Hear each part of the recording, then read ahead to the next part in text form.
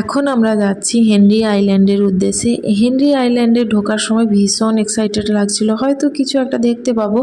যাই হোক, চারিদিকে ম্যানগ্রোভ অরণ্যে ভর্তি পুরো।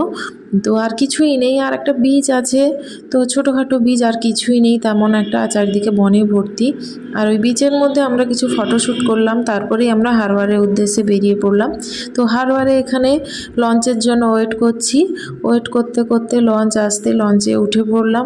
লঞ্চে উঠেই আমরা দেখতে পেলাম কিছু পরিযায়ী পাখি। তো পরিযায়ী পাখিগুলো দারুণ লাগছিল দেখতে, আর লঞ্চে বসে বসে দৃশ্যগুলো দেখছিলাম। তারপরে এই সামনের দিকে কিছুজন ছেলে দাঁড়িয়ে ফটো তুলছে, মাঝি ভাই ওদেরকে সরতে বলছে, কিছুতেই সরছে না। যাই হোক, তারপর ওখানে 2 ঘন্টা কাটিয়ে তারপরে এই কাকুটা আমাদেরকে কিছু বলছিল এই ম্যানগ্রোভ অরণ্যের উদ্দেশ্যে, এই আইল্যান্ডের উদ্দেশ্যে।